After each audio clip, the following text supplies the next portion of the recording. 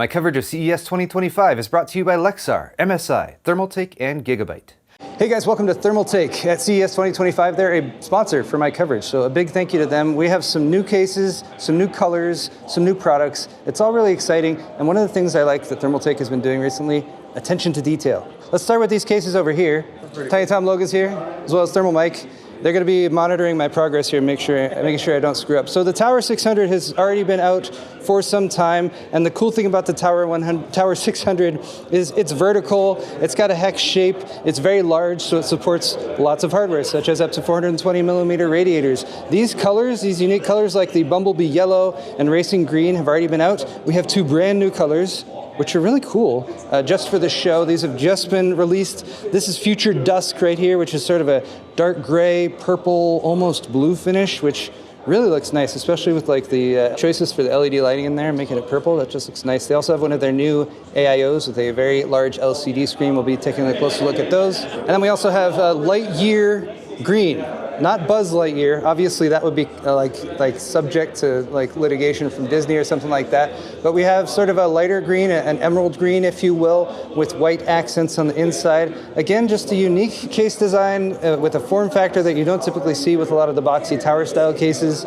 And the fact that they have manufactured them in so many different color combinations really makes it so you can build a unique and cool looking PC.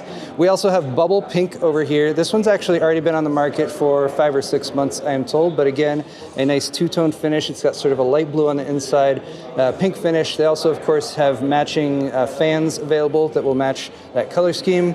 And then we have Gravel Sand over here, which looks like a Toyota Tacoma. One of the new Toyota Tacoma, right, you guys? I'm getting nods over here. There's a Toyota Tacoma color that's like a sand color. This one is a really nice finish. I just like it, again, because you're not sure what color it is. Is it brown? Is it copper? Is it bronze? It also has this sort of nougat secondary color on the inside. So not just the primary colors, but the complementary secondary colors that they've done with these cases. Like, they're just so cool. Anyway, let's talk about something new. Continuing the tower tradition from Thermaltake, that's almost alliteration right there, we have the Tower 250. So this is like in between the Tower 100, which has been out for several years, and the Tower 300, which is larger. The Tower 100 is a square design, so if you look at it from the top or the bottom, the footprint is more of a square. This has more of the hex design that you see on the Tower 300 and Tower 600, which means, yes, it's a larger case, it's going to take up a bit more space, but whereas with the Tower 100, you only had support for a single AIO radiator on the top, which I think maxed out at 140 millimeters. The Tower 250 now has enough space along the side here to support up to 360 millimeter AIOs, so 120 fans or 360 AIO, and it's also, again, available in these nice, cool colors. Mike said this one reminds him of Miami Vice. I'm inclined to agree. It's actually called Mint Strawberry, which is a very cute name as well. So sort of reddish on the inside with this kind of turquoise, bluish green on the outside.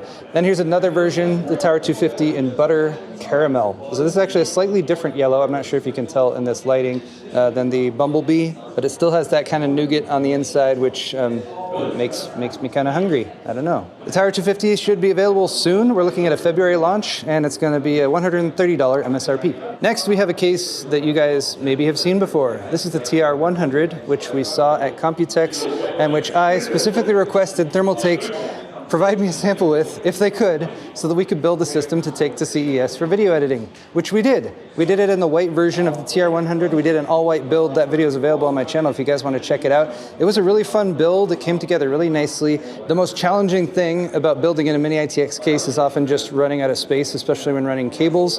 So a couple things, those attention to detail features that I liked about this case is the fact that all the panels are moved, side panels come off, just held on by a couple magnets, as well as the bottom panel here and the top panel are just held on by a couple beefy thumb screws. What that means is you can take all the panels off, which allows you access to like the bottom of the motherboard where you might have connectors, so you can still plug stuff in even after your system is set up. Excellent for cable management, and of course it comes with an included PCIe 4.0 riser cable that runs across the top here to go from the GPU chamber on this side to the motherboard side of the case, which is on the other side. After an extensive wait by the small form factor community, the TR100 is finally available to be sold to people. It's going to be a $120 MSRP, again, including that PCIe Gen 4 riser cable. And we're going to see a launch initially in January of almost all the colors, except for the Mint Strawberry and the Bubble Pink. Those will be coming in Q2. By the way, the Tower 600 is a $170 MSRP case, and these new colors, the Future Dusk as well as the Lightyear, are going to be available in Q2, so keep an eye out. Let's talk about some concept cases. These are cases that Thermaltake has in development, which means we don't have a launch date or a price for them, but they wanted your feedback. This is the View 600. They have a black version here. They have a white version here. Kind of taking some cues from like the Tower series with this angled piece at the front to give you a nice view of the entire interior of the case, but not resorting to like curving the glass here or anything like that. Definitely plenty of visibility in this case. You can see they put a spot here for a pretty sizable LCD screen. So the thing I found interesting about this case, because in terms of the layout, it's something that we've definitely seen before, but it's not huge, it's not massive huge. Well, it still has support for 140s everywhere. Triple 140 on the top, triple 140 on the side, triple 140 across the bottom, and of course you could supply radiators in those places if you so desired. Take a look at the all-white version here, which gives us maybe a slightly better view of the interior. And just like Thermaltake has been doing for a while, we can see ventilation points across the entire bottom of the case.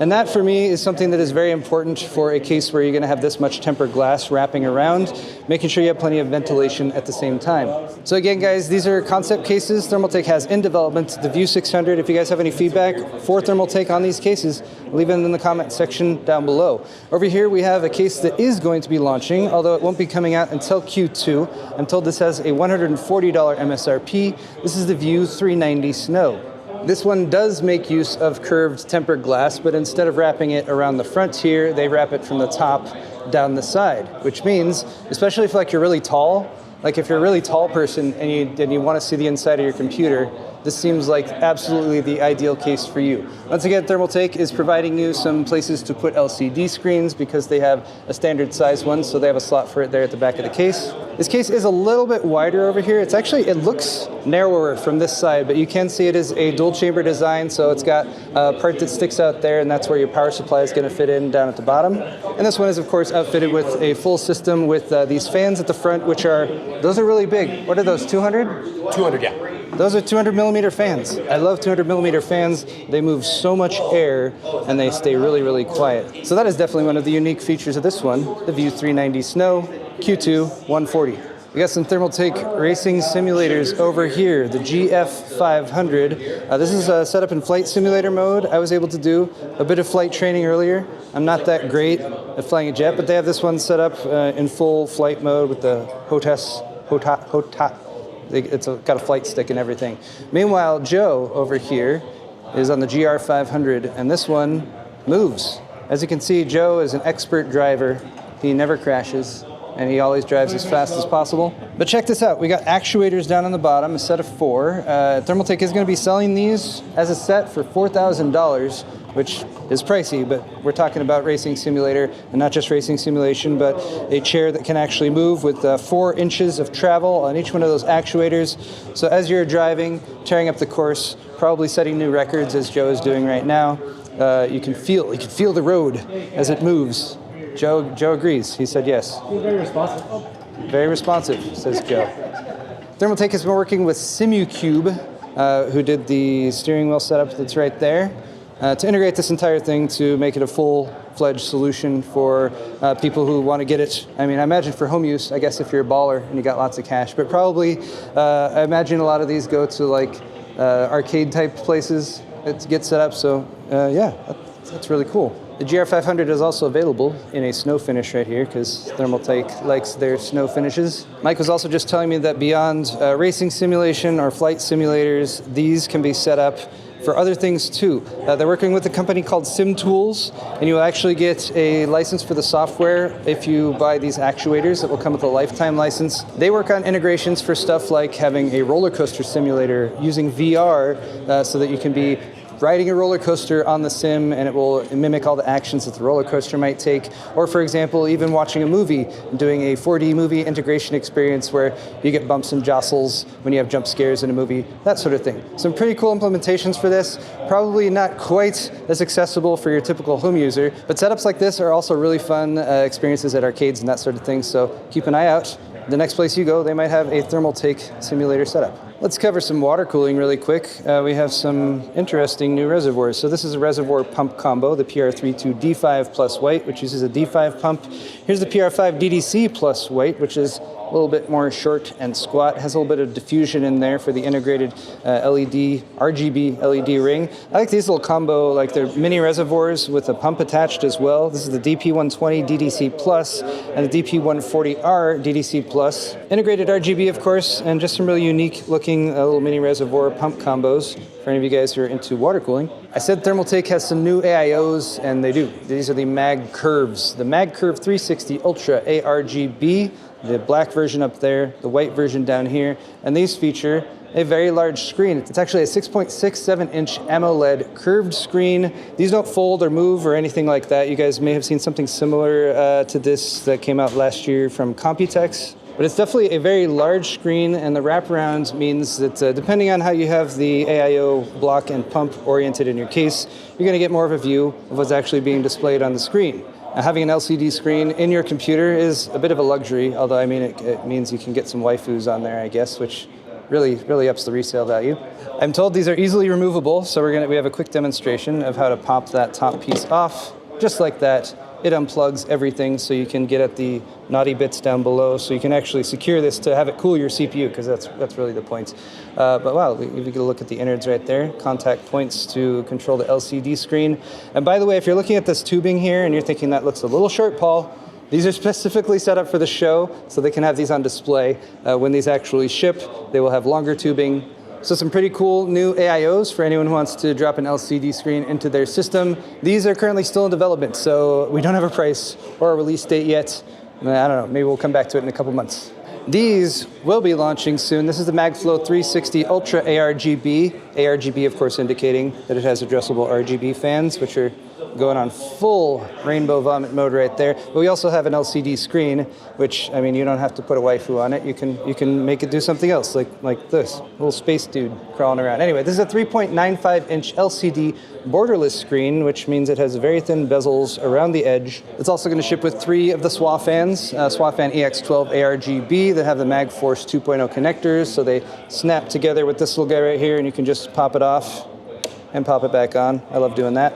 These will be available in Q1, so maybe in the next month or two, and the MSRP is $210. Here are some new fans from Thermaltake, the TS120 and 140 EX RGB, black on the top, white on the bottom. This is a new design for fans from Thermaltake in terms of the actual housing around the edge. I just touched one there. My hand's okay though, don't worry, I'm fine. So you can see we got some RGB going down the side there with some strips. These are, of course, going to have all the features that you would expect from Thermaltake fans, such as the swappability. You can disconnect and reconnect them with the magnets there. You can daisy chain them together. The unique and special thing that makes these unique and special is AI. I'm just kidding, it's not AI. It's machine learning. We call it machine learning these days. Actually, right there is a temperature sensor. So a temperature sensor on a fan is a pretty useful thing to have if you want to be very particular about the airflow and temperatures in your case. This will sync up with the TT RGB Plus 3.0 software, so you can monitor the air temperature in various places in your case, and then you can set, say, like a fan curve or even like a pump speed, that sort of thing, based on the temperature, not of just your CPU or your GPU as reported by like your motherboard or your graphics card, but actually specifically by the thermal sensor on the fan that you choose, or any number of fans if you have a bunch of them all connected up. So again, with this being a new aesthetic design, I'm curious if you guys have any feedback for Thermaltake on this. What do you guys think of the RGB rainbow going down the side with a bit of exposed lighting right there, and the otherwise fairly enclosed housing around the edge, which is fairly clean. And in case you're wondering, yes, this is rubberized material here at the corners. Moving down the line, we are almost finished. I asked if Thermaltake had anything new on the memory side of things, and you know, DDR5, it's been out for a while, it's still out. They have DDR5 memory kits that go up to 7,200 mega transfers per second, and they are bringing them out in new colors. So this is sort of a pinkish version, might match with some of those bubblegum cases that I showed you guys earlier. Thermaltake has a wide variety of color options for their memory, so any of those uniquely designed colored cases that you might get, they're gonna have a memory kit to match. Let's finish off with power supplies down here. I know, power supplies, they're always like the sexiest thing out there. Like this one here, that's the Tough Power D2000. It's like if you need more power, Thermaltake says, just give them the D. It's a catchphrase that I'm pitching to them to see if they want to go for it. All right, now to be specific, if you're in the US, unfortunately our paltry 110 volt or whatever default power voltage can't handle this power supply, 2000 watt. You'll be limited to 1,650 watts, which is the max that's typically deliverable on a standard US household connection. So you might have to visit the EU if you're in the US and you want the D2000. You also have to wire up a 220 volts breaker to your power box.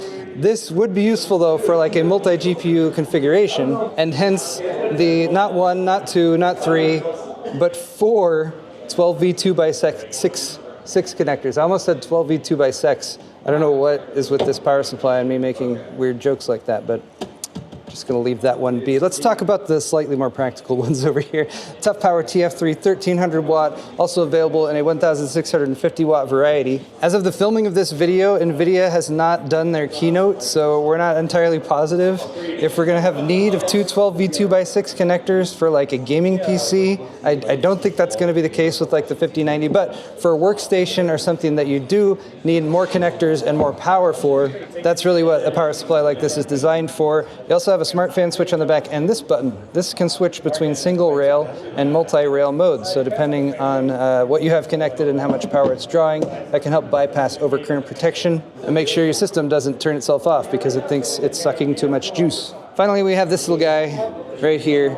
I ogled this last year in the 1,000 watt variety.